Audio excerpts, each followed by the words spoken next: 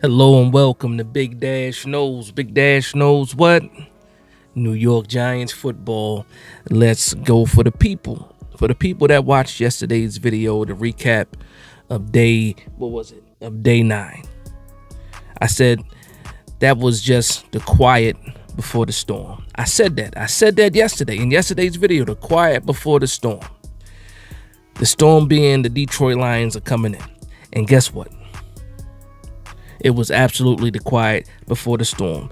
The Giants practiced today, and I'll get into the certain sections, but I just want to talk a little bit.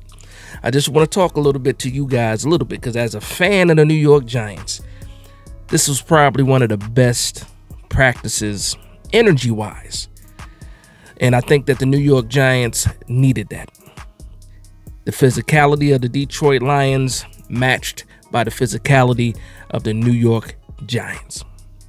I haven't seen this type of energy from the New York Giants in a long time. And even last year when we had the joint practices with the Detroit Lions, that first practice, we got our butts whooped. You can't say that about this practice. You can't say that. And I'm loving it. And listen, it was a ton of fights. It might have been maybe 6 to 7 fights, just individual fights. Even the quarterback was getting involved. Even Daniel Jones was throwing people around. They had to get him out of there. Daniel Jones, be smarter than that. I love the fight. I love the energy. And guess what? It's going to go a long way as far as how the players see you. You already had the respect of the locker room. You already had guys that liked you as a player. But now they see you as one of those guys that's in the fight with them. Fantastic. But again, stay out of them scrums. Stay out of those scrums. And you know what's crazy about it? I never use the word scrum. I saw it a lot on Twitter today. I'm using the word scrum. Stay out of the fights. But let me just rewind it and go back to the beginning of the day with just some of the injuries, right? And I'll get back to what I want to talk about a little bit later about the New York Giants. And this is how you start an identity. To start to find out what the identity is, this type of practice gives you a start. And that's a shot. That's a shot to you know who talking about the Giants had no identity. Okay, starting with the injuries today. Bryce Ford, Wheaton, and DJ Davidson came back to practice, but in a limited role. Other than that, all the statuses are pretty much the same. John Michael Schmidt's a shoulder, he's out. Cager, hamstring, Stoll, concussion protocol. On the Lions side, you had no Sam Laporta and no Branch. So they're starting tight end, and also they're starting. I think Branch plays like the safety nickel. But yeah, so that was the injuries, for today. Some of the quotes from Dable this morning prior to practice talked about how the Lions are a good team, looking forward to the next 2 days of practice, and it's all about the competition, and he got a lot of competition today. He's not concerned about preseason snaps for Daniel Jones, is what he said, but there's no limitations for the practice today, and we saw that today as well. GVR still taking center reps. They said eventually, and the plan eventually is to get GVR, and that's Greg Van Roten, to guard. But right now with JMS out, they think he's the number one option at center over the guy Schlottman and over the guy Morrissey that we have on a roster. So that's it for the Dable notes prior, to practice. Campbell was at the podium as well. He praised Dexter Lawrence, said he would give a good look to what he has on the offensive side. He said he wanted to see the matchup between Dex and his center, Frank Ragnow. I'll throw the clip up. Blew him up. Talks about the intensity level being high in these joint practices. Let me tell you something. Dan Campbell ain't never lied, because the intensity level from the gate was high. And last video, I said it. High levels of intensity with these joint practices. And with a team like the Detroit Lions, you have to match that intensity, because guess what? If you show any kind of weakness, they will bully you. And the New York Giants were not having any of that today. Not once today. So just getting into some of the practice notes. And again, I'll go on my little rant after I get over these practice notes. Okay, so first thing I saw was the trenches, D-line versus offensive line, and it was our defensive line versus the Detroit's offensive line. We saw Tibbs versus offensive line. Did pretty well. But when you got the Dex just blew up the center, Frank Ragnow. Also, Jordan Riley had a good rep against Ragnow as well. And I think those drills, the trenches, those drills set the tone for practice a little bit. Even though they were off to the side and away from the other aspects of the team, a lot of the early clips that were coming out were, the O-line versus D-line. Brian Burns had a fantastic day today, no matter who they put in front of him, whether it was individual drills or team drills. He was winning today. Brian Burns was absolutely on one today. The energy level was up as well. After the fights, he's getting the crowd hyped up and involved, and he's showing you exactly what an alpha can do when you bring in that type of energy. There was a part where we saw a fight start to break out again.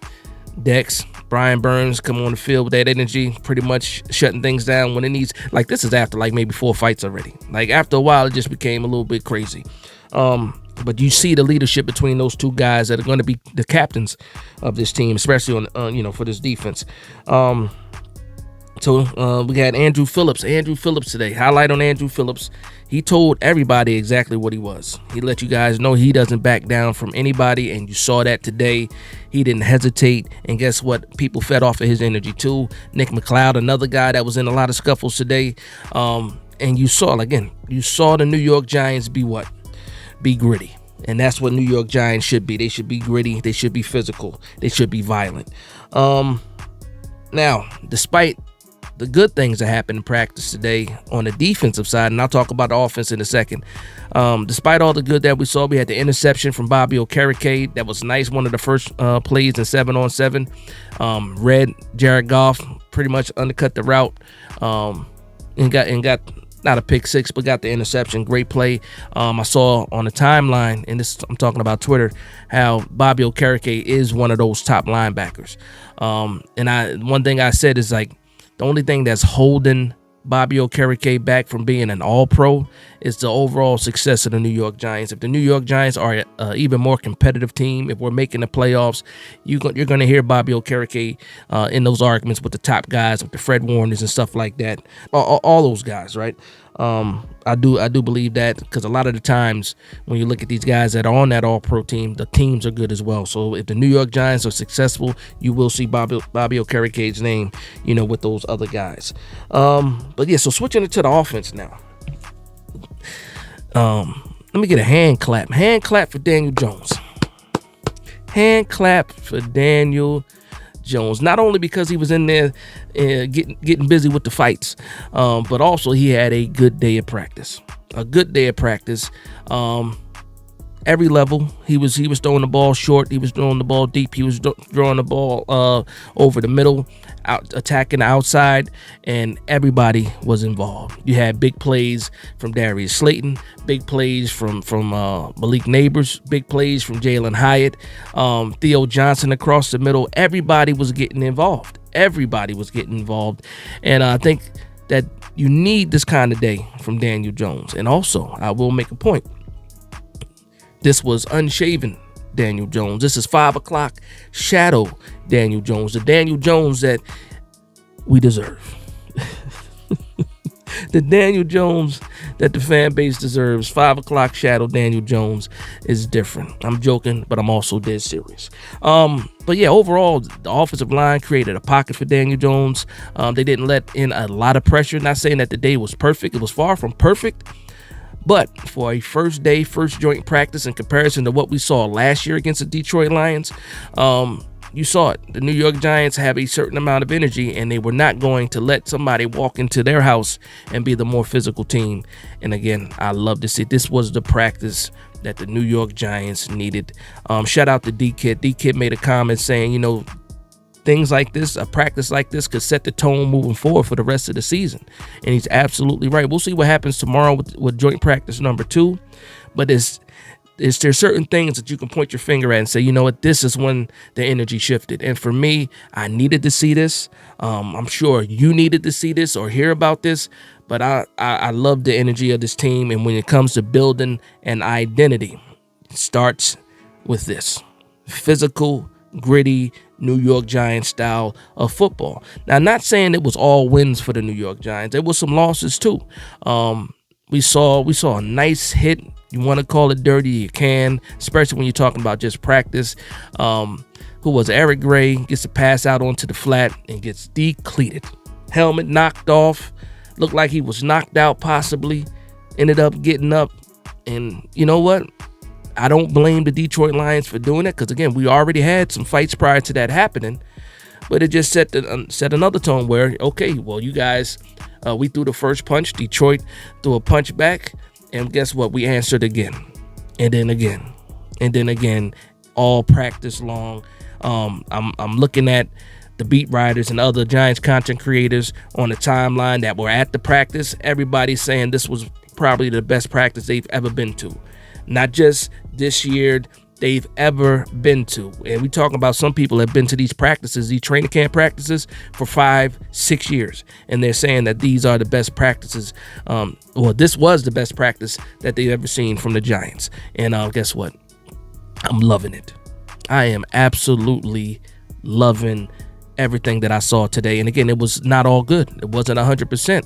There were some mistakes made. There was some blown coverage on the defensive side that we have to clean up.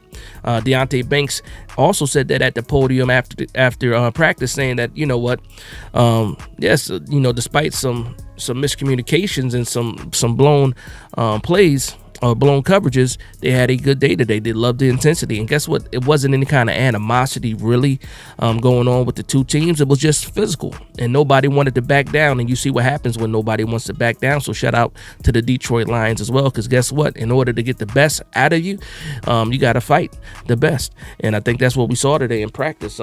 And again, that's the energy. We also saw some good running plays. We saw Andrew Thomas on a pulling play, pretty much tell a defensive back to get out of the way. Just get out of the way. Why are you even trying to get in my way? And just pummel a guy. But again, it's just the intensity of today. I wish I could just break down play after play after play, but I'm not going to do that because I think by now a lot of people have seen a lot of the clips. Again, I love the Jalen Hyatt clip. I love that also. One thing I do, and I'll admit this, one thing that I do when I see Daniel Jones take a deep pass or make a deep shot, I count the Mississippis. Old school, as a kid, you count Mississippis. Me, at my age, I still count Mississippis when I'm looking at the quarterback. And one of the things that I did notice on that Jalen Hyatt pass, got the ball out of there. Hit his drops, set his feet, threw that ball up there, and guess what? You allow your playmakers to make plays. He hit Neighbors on the slant. Perfect. They had another deep pass to Neighbors that was should have been a touchdown. Was it a touchdown? Might have been just out of touchdown. But during the live practice, the ref called it out of bounds. We slowed it down. We zoomed in. He had 2 feet in. Malik Neighbors knew he had to catch. He celebrated at the end. And guess what? Daniel Jones, you have weapons now. You have weapons now. And the best thing that you can do is let the ball go and allow your playmakers to make plays. That goes for everybody.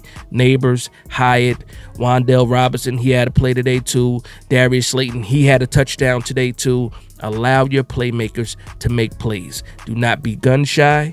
Let that ball rip and see what happens. We're not going to say that you're going to be perfect, that you're not going to throw interceptions, but you have to give your guys a chance to make the play. That even goes for the tight ends. We saw with Theo Johnson, good timing on the crossing route. I'm excited. I don't know if you guys can tell in my voice. I'm excited about today's practice. We'll see what happens tomorrow. If they ramp it up a little bit more, I don't know if you can. Maybe more 11 on 11. We'll see what happens with that. You got to sleep on it. Maybe the coaches have a discussion on what they do tomorrow. But this intensity level is fantastic. And guess what? Thursday is right here. First preseason game.